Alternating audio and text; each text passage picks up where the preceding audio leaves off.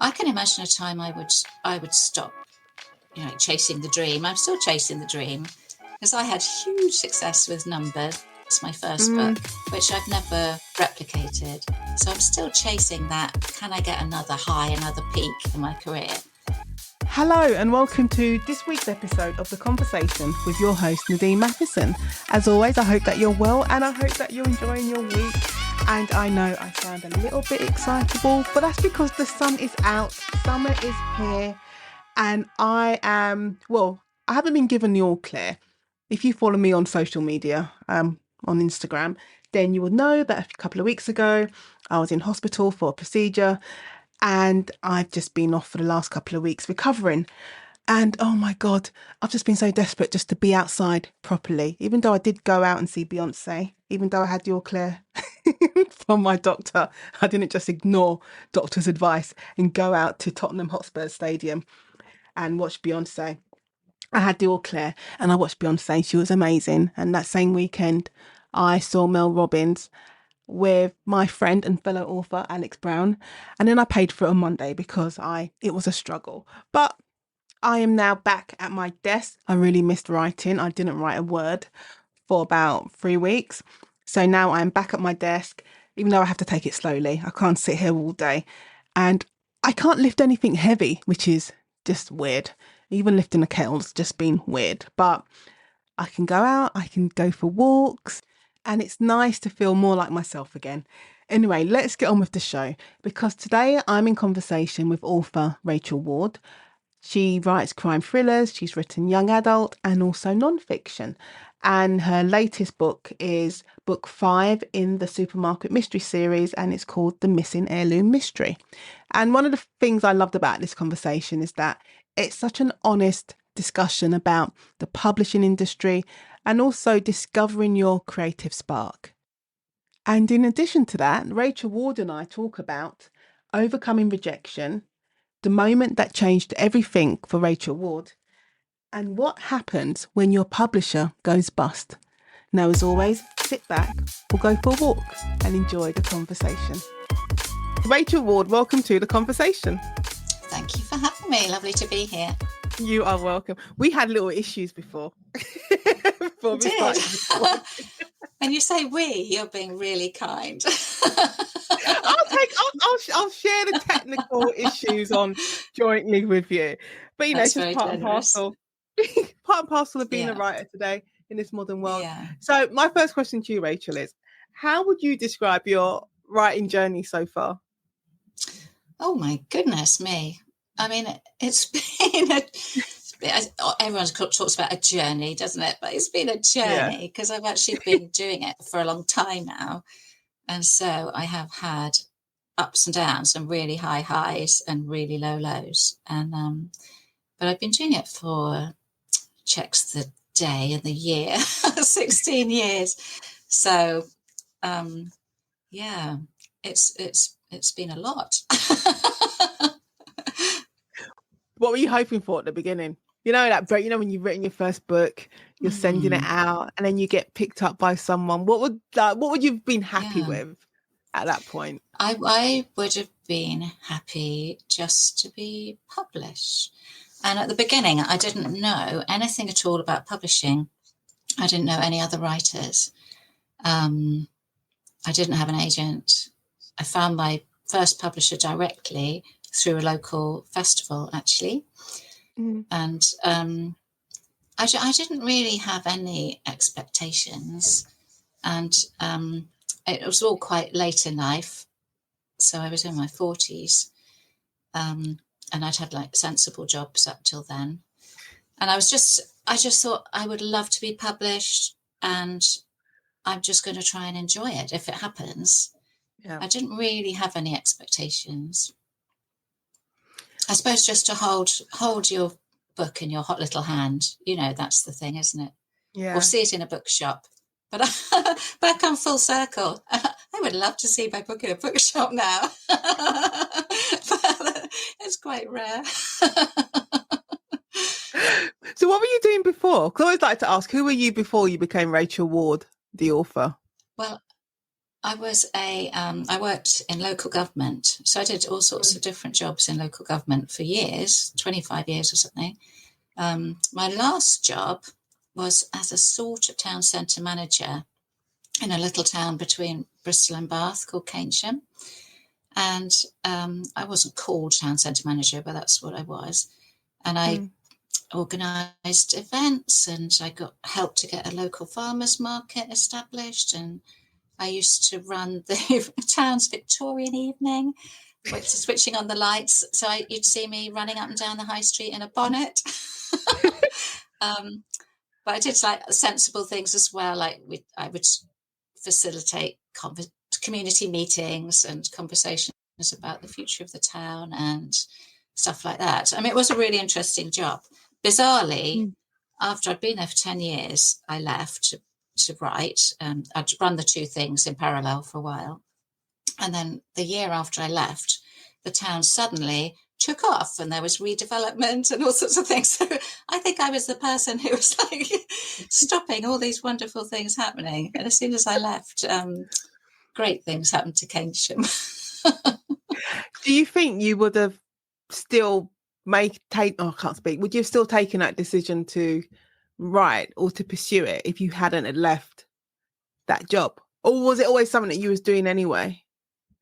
No, I didn't even think about. I was listening to Tom Hindle's conversation with you this morning, and he said, "Oh, I've always known I could write. It's been my thing." And mind you, he's incredibly young, bless him. But I'm ancient, and I haven't always wanted to write. I did geography at university, and I didn't even start writing until my mid-30s. And just to see what I could do, I don't know, it was just exploring without really thinking it would turn into a thing. It was just something extra, something creative, I think. I think the creative part of my brain had been sort of dormant for a while, and I was, without really knowing that's what I was doing, I was looking for outlets. Yeah. So, I sort of just wrote a radio play that got rejected because it was rubbish. I wrote 2 books for kids which were rejected, and then the one that got published was Third Time Lucky, was a YA book called Numbers, which actually was huge, and it was amazing. But that was the 3rd book I published, and I did all that while I was still working for the council.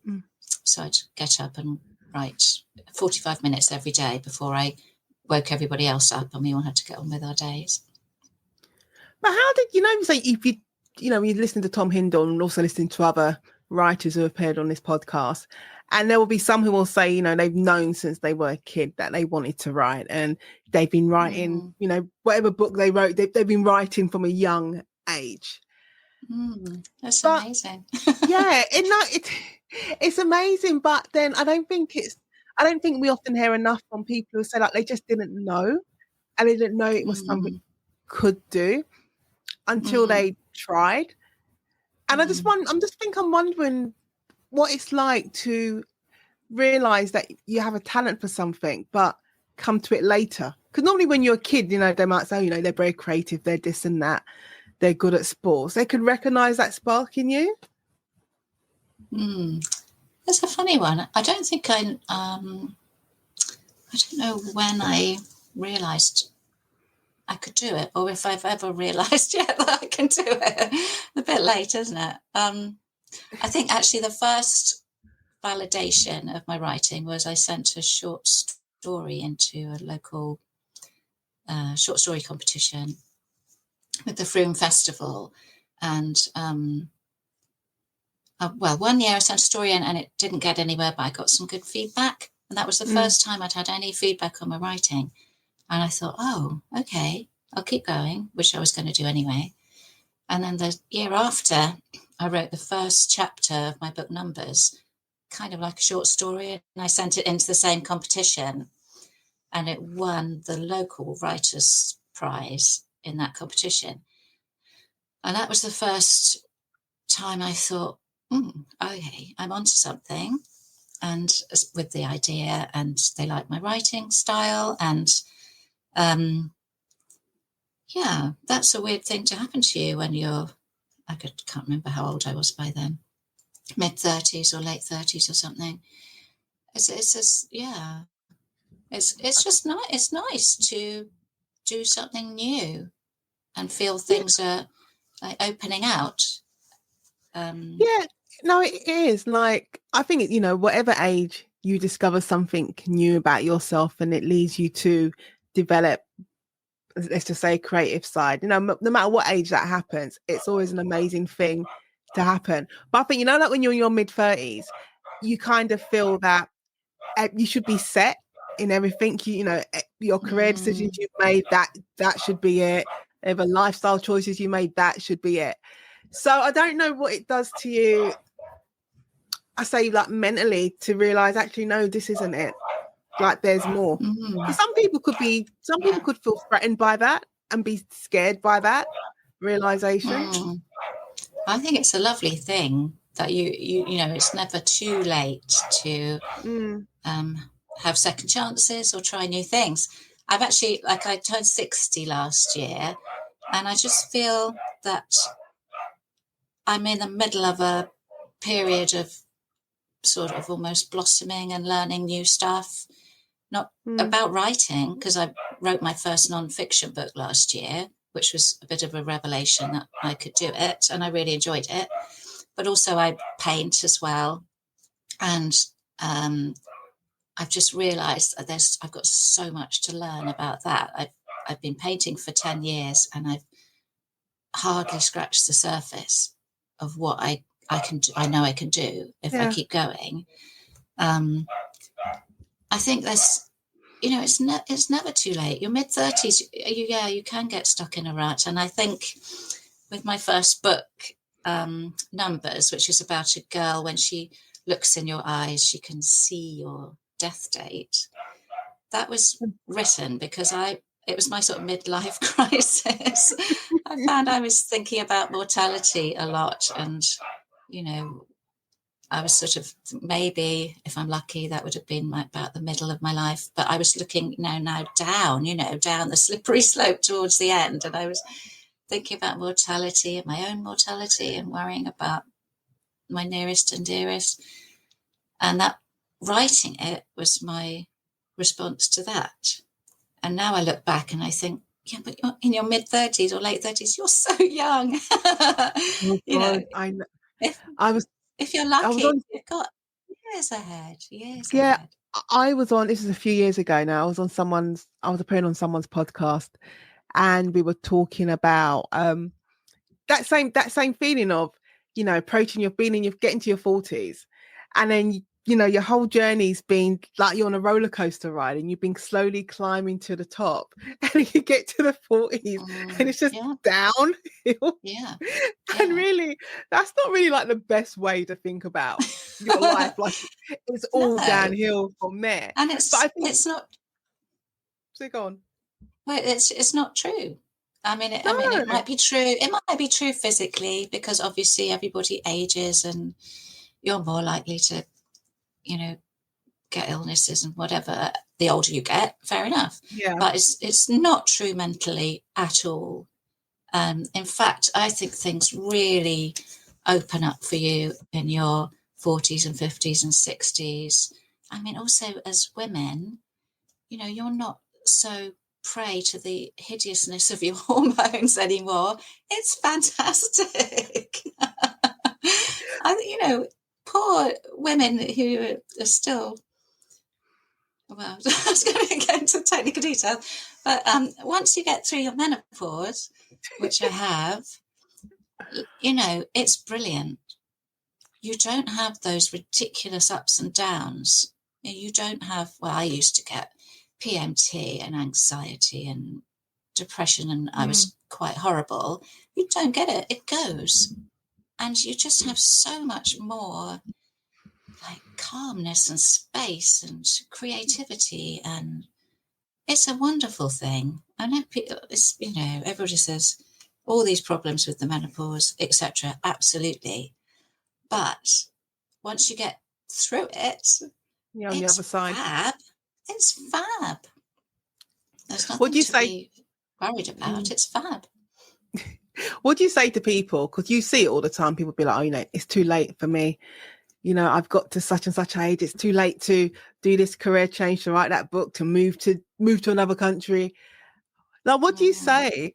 Because, you can tell people, it's never too late. There's never going to be a right age or a perfect age to write that book or paint that piece of art. Yeah.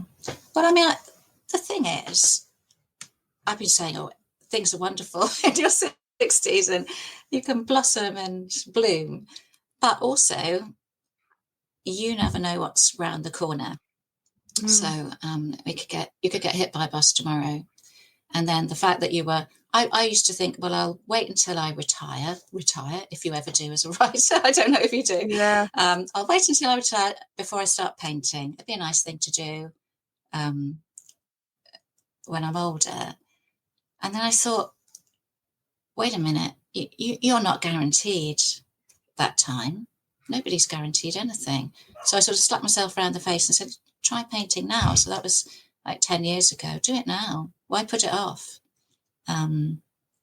So it is never too late until it is too late. and then you've missed your chance. So it's funny because I don't know who said it or what group I was somewhere, and it was another writer saying, when I can't wait till I retire. And then I was thinking the same thing. I was like, but do you ever really retire as a writer? I mean, I suppose Lee Child has. I suppose in a way, because he's slowly stopped writing the Reacher books and his brother's taking over. But I don't know whether you ever truly can retire as a writer. Yeah. I mean, I think you can stop trying to get published. You can just say, that's it. But and maybe people just stop writing. Perhaps they do. I can imagine a time I would stop, chasing the dream. I'm still chasing the dream because I had huge success with Numbers, my first book, which I've never replicated. So I'm still chasing that. Can I get another high, another peak in my career? I can see a time when I would stop chasing that and go, okay, this is how this is the reality. This is what's happened to me. It's fine. You don't need to keep chasing that anymore. I don't know if I would stop writing, but if I stopped writing, it just mean I would paint more or take photographs more. I wouldn't stop being a creative person. I think once you're a writer, you have that curiosity, don't you? And you also have that desire to express it. And so I think it comes out some way or other. Unless you're like... So go on. No, go on. Well, I was going to say, unless you're massively rich. You've got all you need in the bank, like certain people, and then you could just stop and just enjoy the fruits of your labours. But I don't know.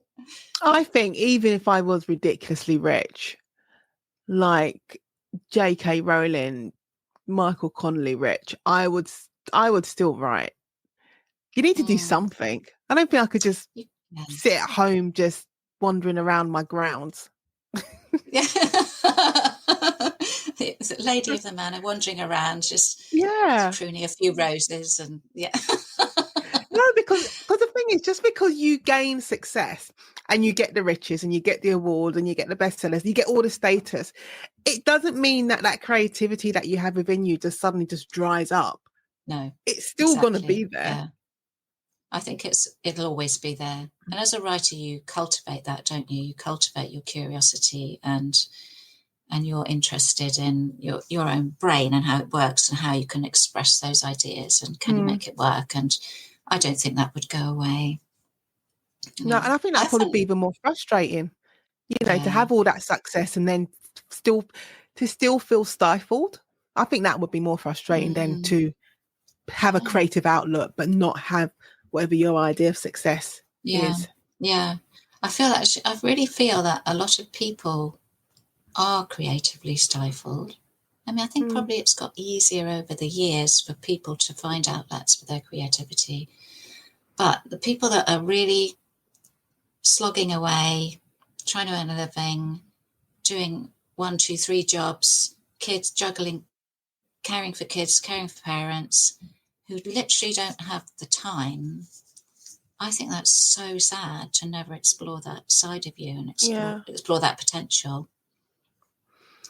Do you think if you hadn't had the success of Numbers, you know, that novel doing so well, do you think you still would have carried on?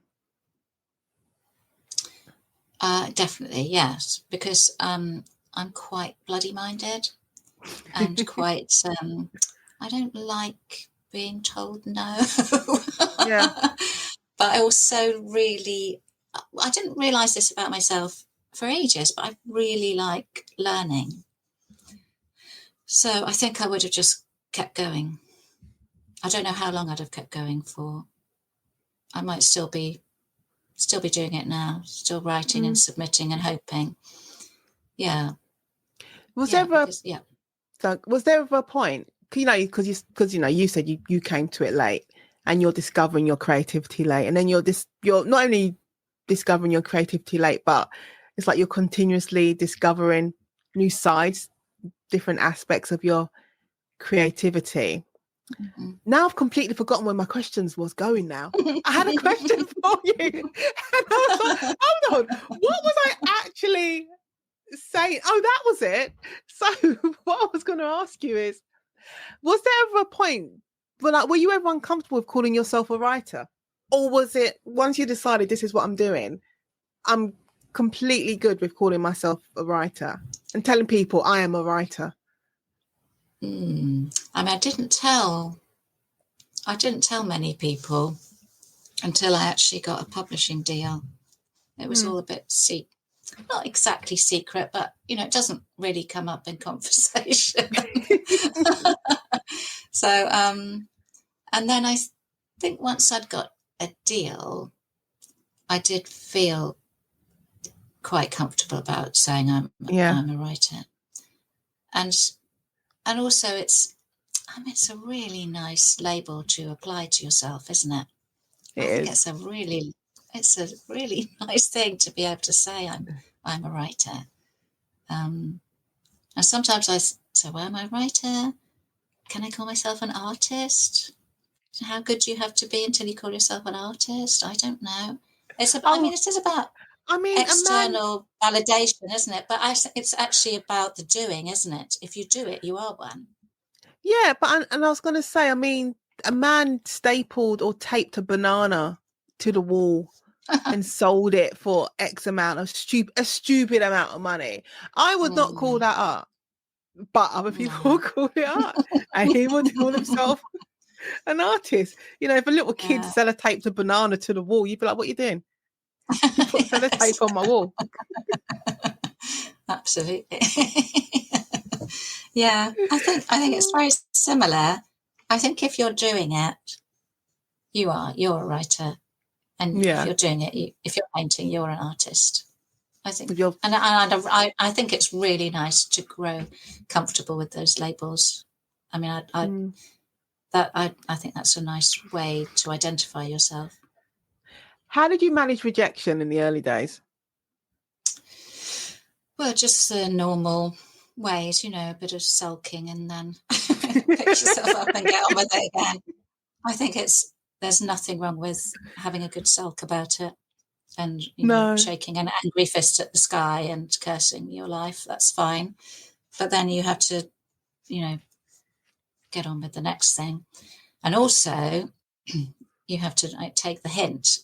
It's like I had 2 children's books rejected, that they weren't good enough. And eventually I had to realise literally everybody I sent it to has sent it back. And in those days, ages ago, it was all paper and you had to include a self-addressed envelope, and that used to just plop back through your door. You think, okay, that's another one. But if you know 20 people have rejected it, it's not good enough. But you know what? There's And so many what can people. you learn? Yeah. But there's so many people who all they can see is the rejection. And I've had it with with writers I've mentored and coached. They get the rejection and they can't look past the rejection, and they can't, if there is feedback, they can't recognize the feedback or the good points they can take from that feedback, because all they can see is literally like a scarlet letter, the letter R emblazoned on the screen, and they can't see past it. And then, but also they can't see past it, but they don't move on. So they'll just keep on. Sometimes they just, they just keep on hammering away at the same book, when it might be, actually, you know what, this book was like you're like when you're little and you have like your tester bike, your little tricycle. It's got the training wheels on it. It's like that first book was your bike with the training wheels, and now your next book is going to be the point where we take the training wheels off. That was very much the case with me. I learnt by writing. I didn't do any courses or anything. I just learnt by writing and reading. But you sort of learn by doing it. I think some people get very stuck, especially if it's their first book and they think it's their precious thing, and this is the one, and they can't believe that it won't be. It's a hard lesson to learn, isn't it? But I think any sort of feedback and criticism can be hard to take. But I think in the early days, any feedback at all is just like gold, isn't it? And you have to take it on board. I used to really treasure the nice rejections. If somebody had sent me just a standard rejection letter, but on the bottom they'd written, "Oh, I like your writing style, but so-and-so."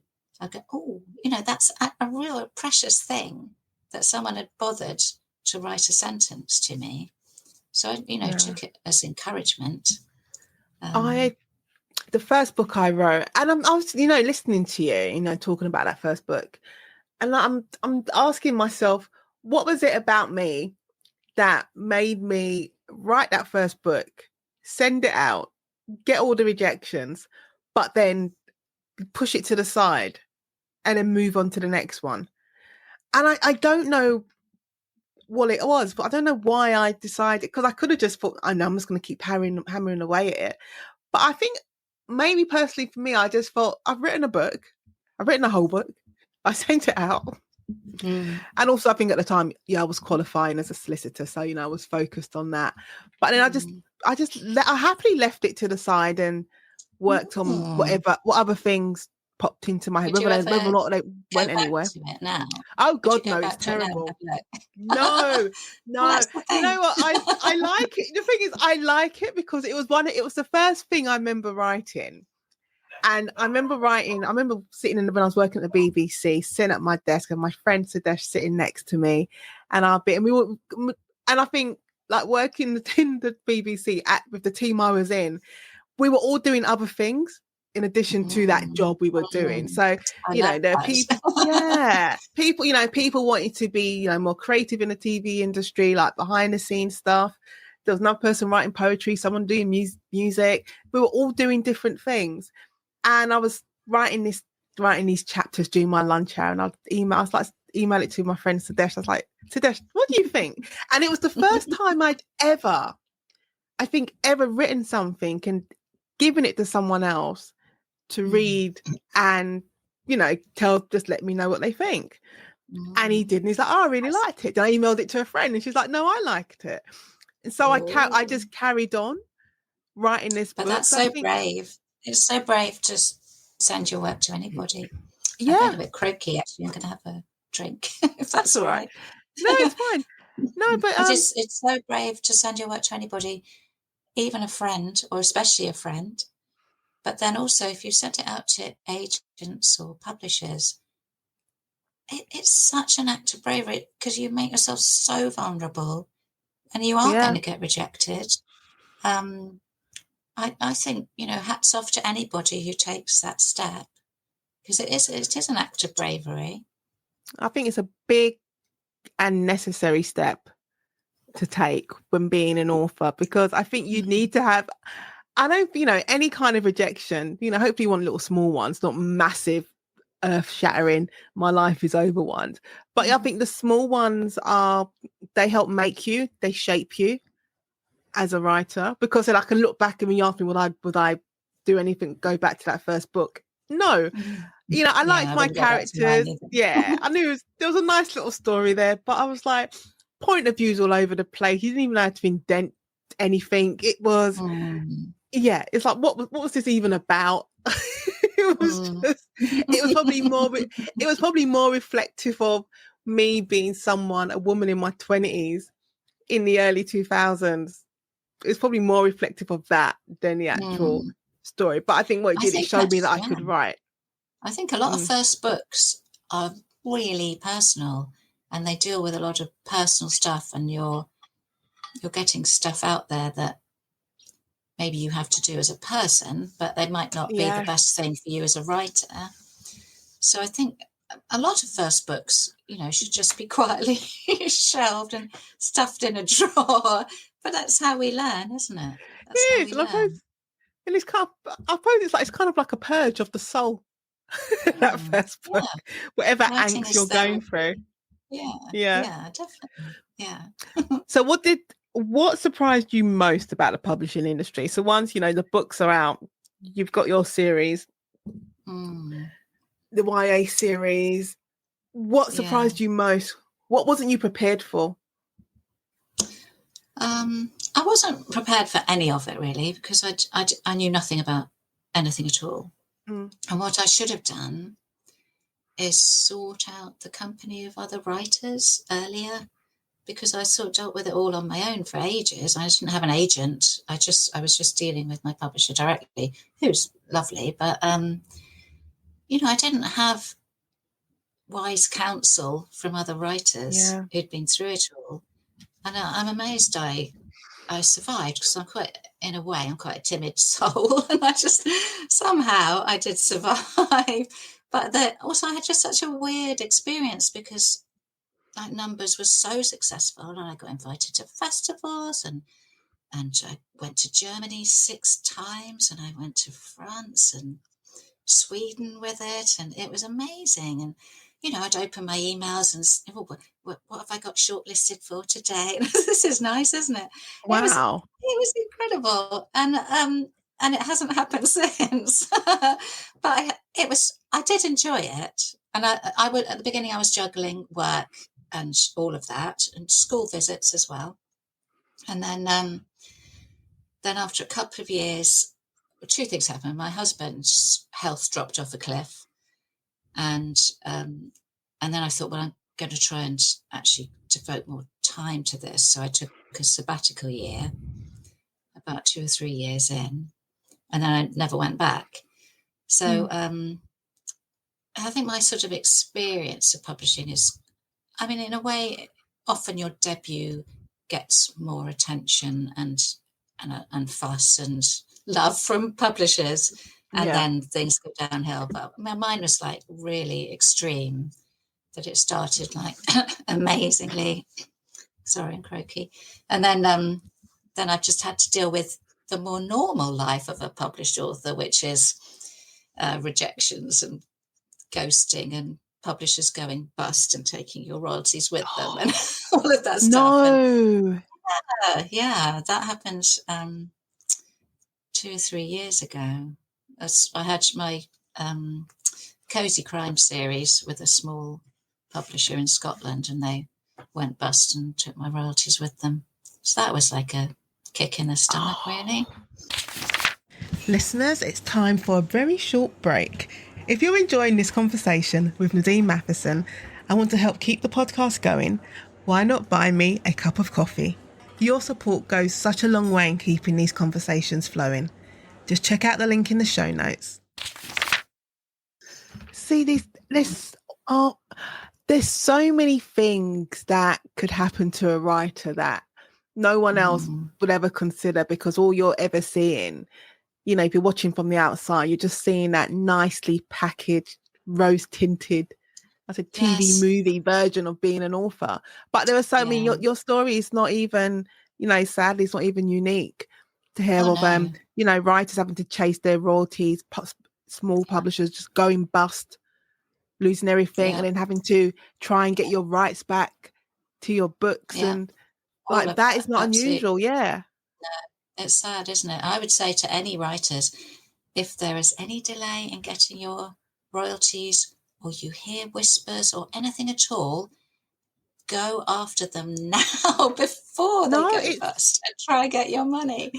and I think the problem is that I think with this industry in particular, and I'm saying it from experience, I think there's this feeling amongst writers that, and I don't think publishers help, because I think they kind of encourage this feeling of gratitude.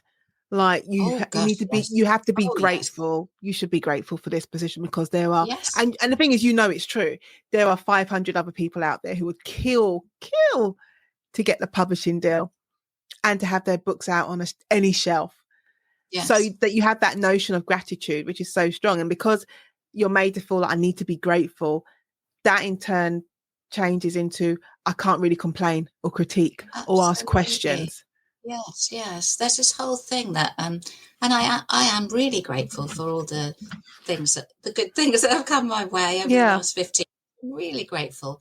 But this attitude that you have to be grateful for the smallest crumbs that a Mm. publisher will throw your way is just I don't know.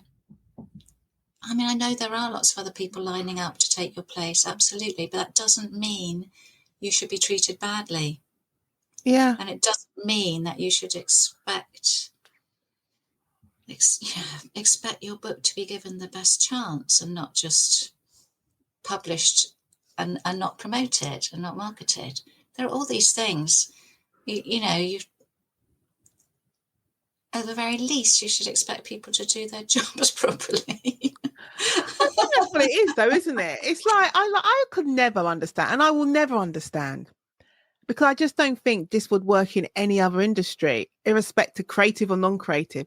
I would never understand why you would invest in a product. So you're Mm, paying, whether you pay a 500 quid or 500,000 quid, why you mm, would pay for something and then make a decision not mm. to promote it or market it in order to It's get your money bizarre. back. Because that's what you want. You want to make money. So why wouldn't you Yeah, not invest in it? Especially considering you've put money it's into it, you've paid for it.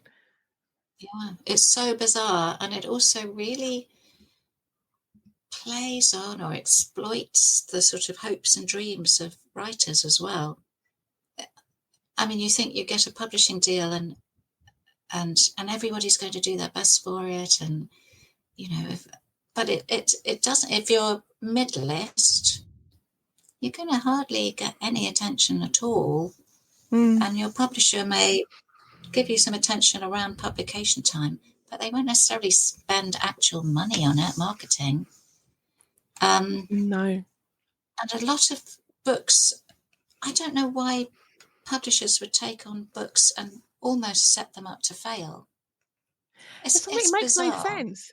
It doesn't make no No, sense at all. you just want to do it. And like I'm just Yeah, saying something random. Like BMW is not going to make a car and then just like a brand new car, put everything into it and then yeah. just leave it there and Leave it, expect not tell people to anybody just about it. not tell anyone about it. Just No, expect just park people to it in the just corner of the car park and just hope yeah, someone might wander across and go, or well, that's leave it in. nice. Yeah, leave it in. It's like leaving it in Terminal 4 Heathrow's car park, Yeah, right in the corner, yeah, where even the bus doesn't go, yeah, and expect people to yeah, find it. Like they're gonna spend money promote. There'll be an advert. There'll be in the news. yeah. People, it will be somewhere. Absolutely. It's Yeah. you just. I'm saying no other industry would do that. I can't see any other industry doing No, that. no. And then there's also the more recent thing of just sort of common courtesy going by the wayside. So, like ghosting and not getting back to you, or like if you submit things, the norm is just to not hear. And after however many months, you have to assume it's a no.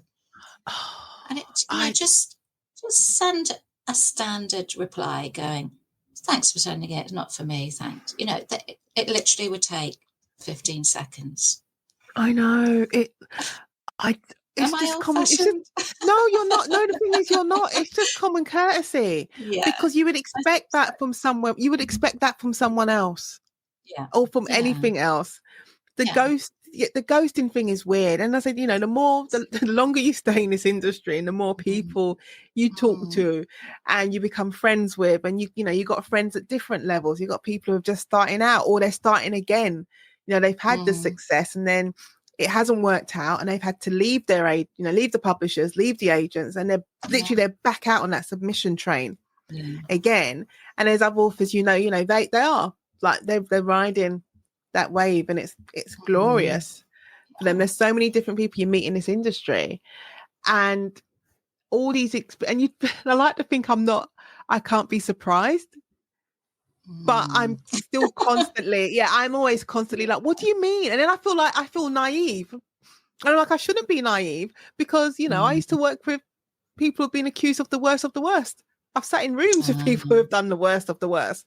Like, I shouldn't be naive about the things that happen in this industry, but ghosting people and I said not having to chase for your royalties or agents simply saying, I don't think you're for me anymore. Like that, these are stories that you hear.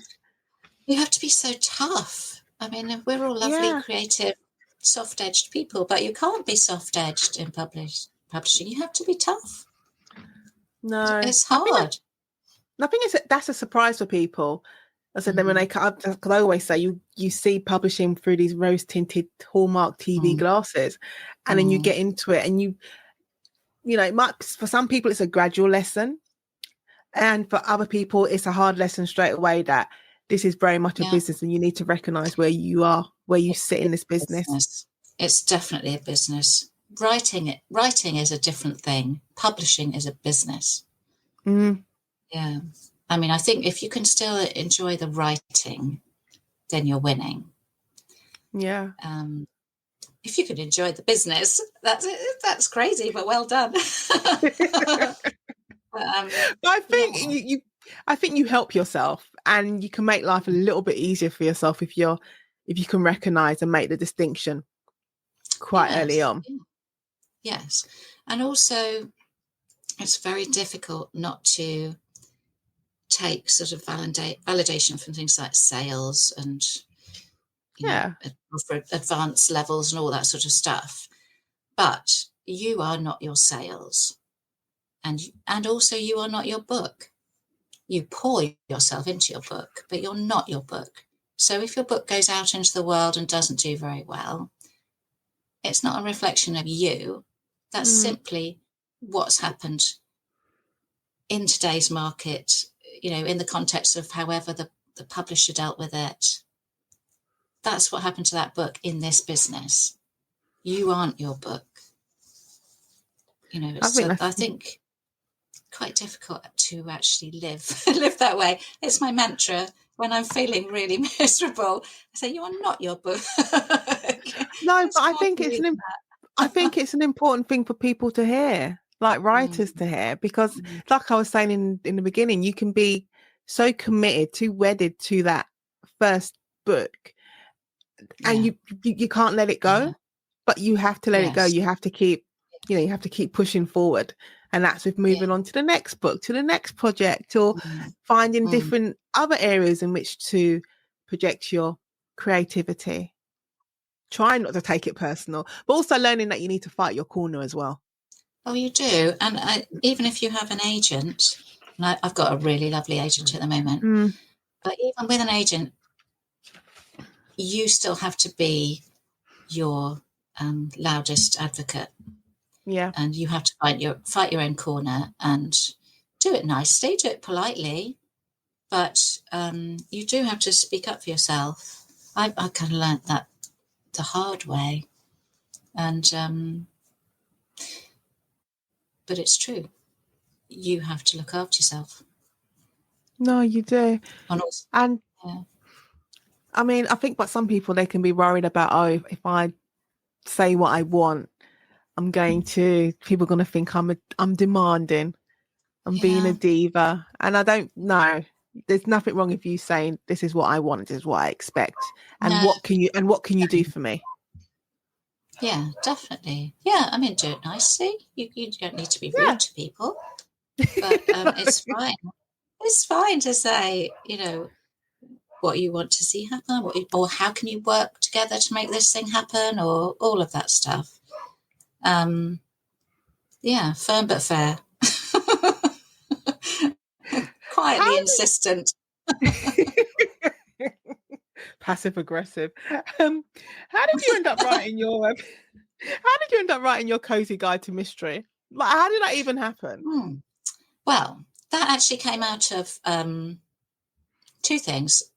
Came out of that small publisher Sandstone going bust, that was my lowest ebb in publishing. It was just, the thing happening itself was awful, and then there was all sorts of wranglings about whether I would be able to get future royalties from the 3 books they'd published. There was an argument that all the royalties for the next 5 years from those books would have to go to the liquidator. But anyway, there was a lot of wrangling, and so I was dealing with horrible emails, and every time I opened my inbox and read another email about this horrible, complicated situation, it would really, really drag me down. And anyway, it was all resolved in the end, and my Cozy series is published by Joffrey now. And so I've got 5 books out with them, and hooray. And that was all resolved. But that was my absolute lowest ebb. And in the middle of that, a very nice lady, Debbie Picken at Retreats for You, invited me to run a cozy crime writing retreat in Devon. And I had to do loads of preparation for it. And it went really well. But afterwards I thought, I've done all this preparation and it was a lot of work. What can I do with it? Apart, how can I should be able to use that, do more with it. And so I thought, well, I'll turn it into a book. And self-publishing, I'm very lucky that I live in the same town, Bath, as Joanna Penn, the self-publishing genius. And she kindly had a cup of coffee with me and gave me a pep talk and set me on the path to self-publishing my first non-fiction, Write Your Cozy Mystery. And it was my way of, horrible phrase, taking back control. Ugh, pass the sip bucket. But in personal terms, taking back control from publishing, making my own decisions and doing things for myself. And it was actually really empowering to do it. I had no clue how to do it. And I'm not, as we've seen from trying to set up this conversation, I'm not very technologically aware. And so like the thought of self-publishing and, dealing with getting it up on Kindle and formatting and stuff, but I just thought it's doable. People do it and I can learn how to do it. And so I was just very methodical and treated it like a project and, just tick, tick, tick, and realised I don't have to do everything all at once, just do one thing at a time. And I had some very nice friends helping me as well. So, which was amazing. I couldn't have done it without them. But I did it. And it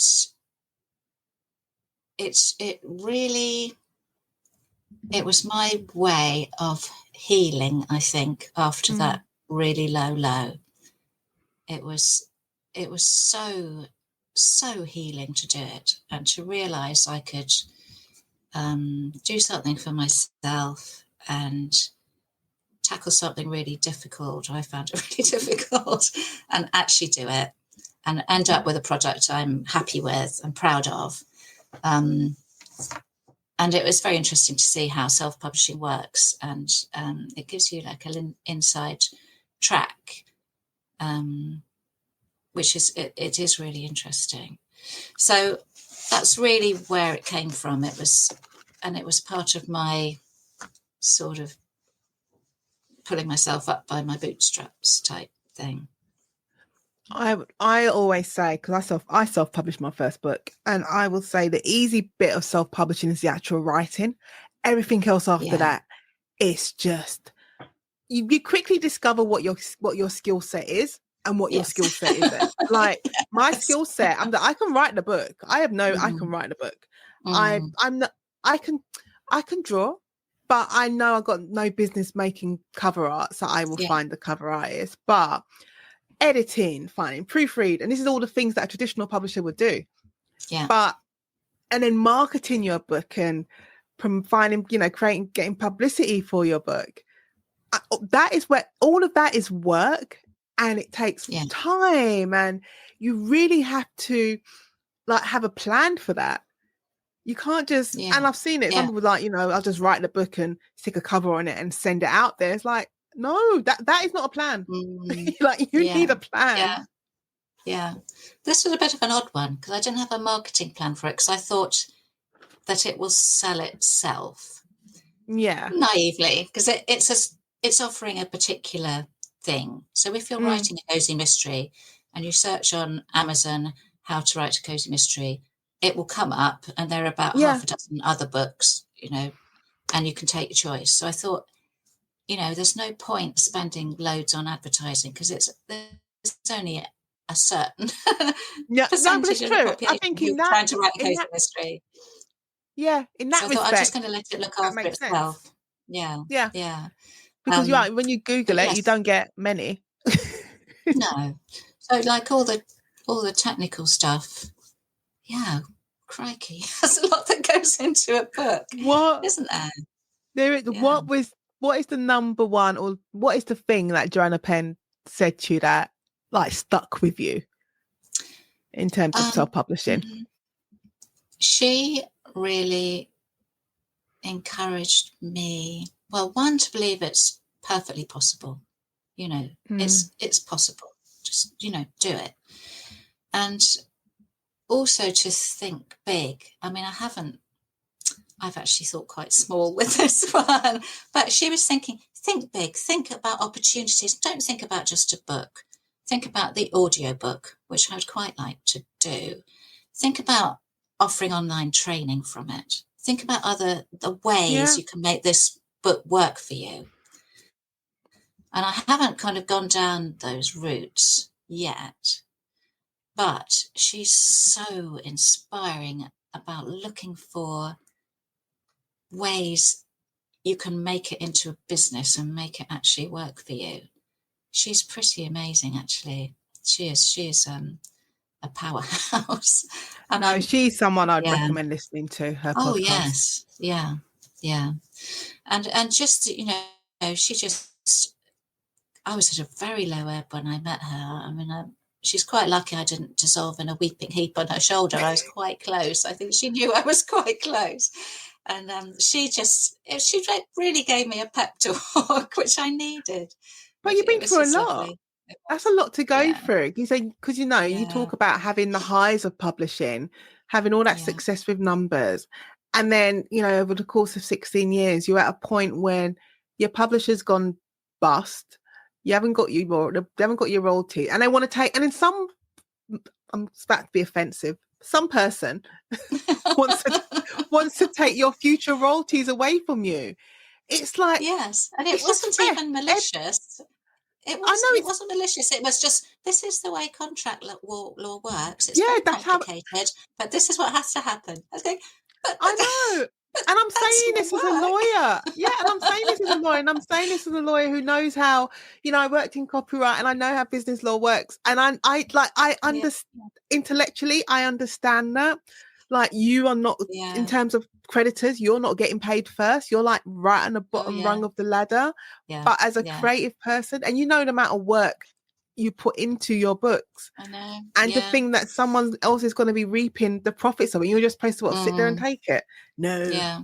Sorry. But no. that's the other thing, though, is like, it absolutely wasn't personal. It felt so personal. It wasn't. It was just business. It was just law. It was just, it wasn't personal. But it feels like the, bottom's dropped out of your world. It's just, dearie it me. does. All right. Well, let's talk about something a little more nicer. Yeah, have we been too negative this morning? No, you know what? I don't think we've been too negative at all. I think We're it's still nice. here, aren't we? We're still here. We're still going. And I always think it's nice for people to just hear the realities of it. Yeah. Well, but also, particularly, I project a very, very, very shiny, happy, nicey image on social media. Like, I post a pretty picture, a pretty photograph every day on social media. That's my thing. And I don't get involved in politics or controversial things online. And so people probably think I have a very, very shiny, happy, blessed life, which in some ways I do, but not all the time. No. But then but I think, I think the way social media works, we all curate our lives to a certain respect online. So it is, like, these conversations are good to have. So people can be like, okay, it's like, okay, I've got a little bit of reality check. I know what to expect. And if it gives you a little bit, you got a little bit more to your armor when you go out there, then it's always going to be a good thing. So, Rachel, do you want to tell the listeners of the conversation about your latest book, The Missing Heirloom Mystery? Book 5 in the supermarket mysteries. Yeah, The Missing Heirloom Mystery is it is the latest in my cozy crime series, which is set in and around a supermarket in a small English town, which is basically Keynsham, where I worked for 10 years. And this one is about one of my characters digging up a body on the local allotments. And the other of my characters, Bea, is digging up murky secrets in the local council. So it was like a lot of fun to write, because I worked in local councils for years and years and years. So maybe I had to get this out of my system, but I had a lot of fun with it. It is crime, but it's at the cozy end of the scale, so it won't give you nightmares. What's the key, do you think, to a good cozy mystery? Because there's so many of them that are like taking charge of the charts right now. Oh, there are. There are, aren't there? But what do you think is the key to a good cozy mystery? The key, I think, is having characters that you care about. And for me, the joy of writing it, I like the structure that crime gives you. So you have to have your initial crime and then probably another body, and then it all gets sorted out at the end. I love that structure. Yeah. But within it, I love exploring the relationships between my characters. And it's not just my main characters, Ant and Bea, it's all the people that they work with. They're a sort of family in the supermarket, plus their real families and what's happening at home. And over a series, you can really explore those relationships, and they can go all sorts of different ways. In the latest one, Ant and Bea, who've only been friends up to now, become a little bit closer, which I wasn't expecting. But they right near the beginning of the book, they just hopped into bed, and I was thinking, excuse me, how dare you? I think you're not doing that till book 6. What's going on? But they just did, so I went with it. I always think I like those moments though when you are writing and your characters surprise you, and you're like, okay. Yes. I had no idea you was going to do that, but you keep on doing it. I mean, you can plot and plan all you like, but it's the best thing is when characters start doing things you don't know they were going to do. Yeah, or have funny little conversations. Yeah, I like those moments. I like those, and it kind of makes your life a bit easier. Like, okay, you're kind of you're growing now. You're like, you've got life. Takes a little bit of pressure off. Yeah. Yeah. So this is my new question that I like to ask now in regards to your books. Okay. If you could spend an afternoon with any of your characters, whom would you choose and why? Ooh. That's a good question. It is, isn't it? Yeah. I would actually spend an afternoon with Bea, who is my checkout girl detective, because I know her so well now. She's like a lot younger than me. She's in her early 20s. But I just really like her. I'd like to hang out with her. She's really smart and quite funny. And I mean, she might not even give me the time of day, to be honest, because I'm so old fogey. But if she would give me the time of day, I would like to just, go for a walk with her, sit in the park and feed the ducks and have a good old chat. That's nice. Okay, right. Last set of questions. Are you an introvert or extrovert or a hybrid of the two? I would like to say I'm a hybrid, but that would be a big old lie. I'm like probably 95% introvert. 95%. I mean, I like talking to people, and then I like going home and having a bit of peace and quiet. Fair enough. I think that's more than fair enough. Okay. So what challenge or experience, good or bad, in your life shaped you the most? That's actually a really tough question. There are two. One was getting my first publishing deal, which completely changed my life. It just did. Just that day changed my whole life in a really, really good way. And then the second one is my husband's health falling off a cliff.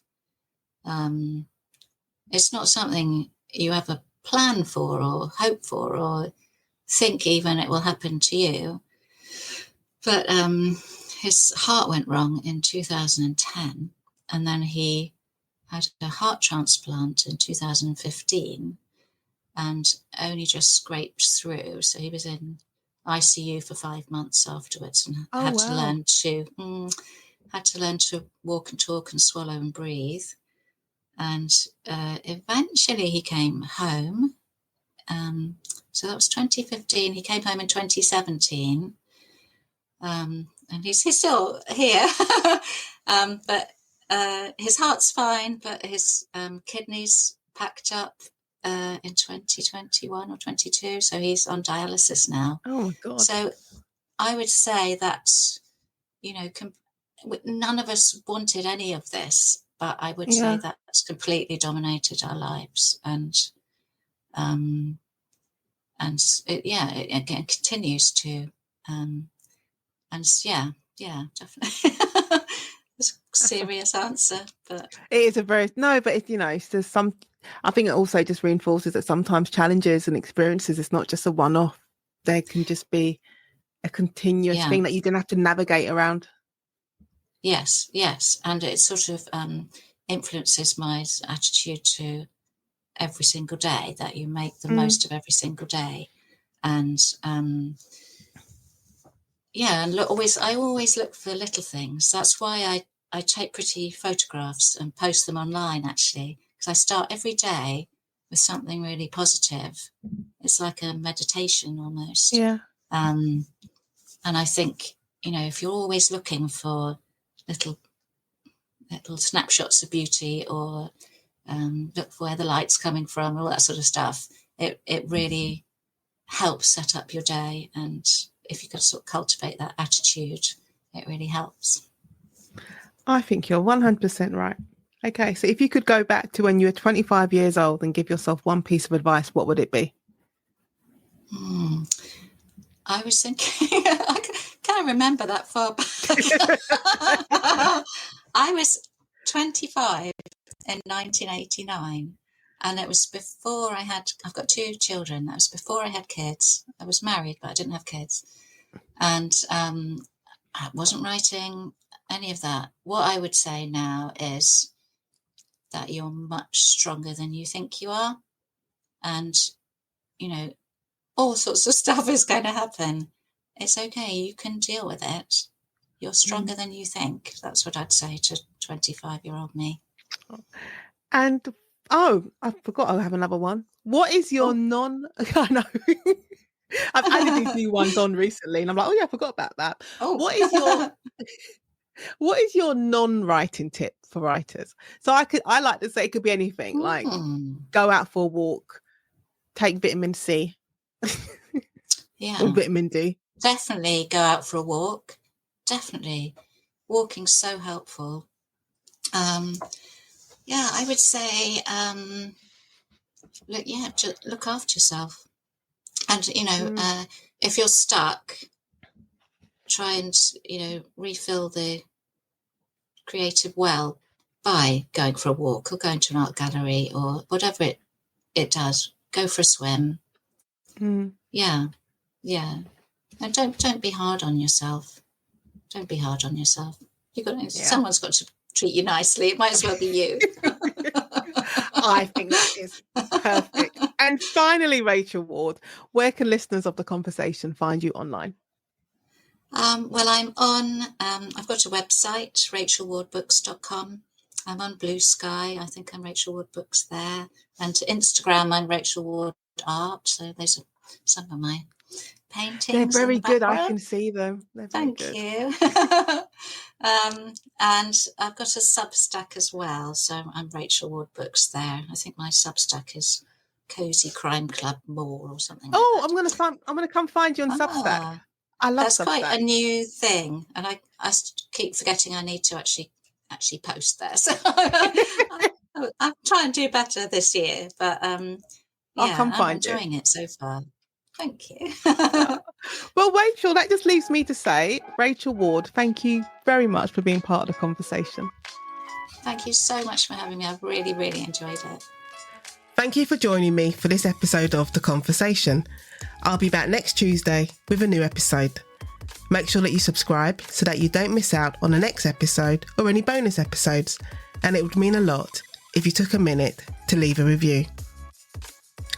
You can follow me on social media. My links are on my website, nadiemmatheson.com.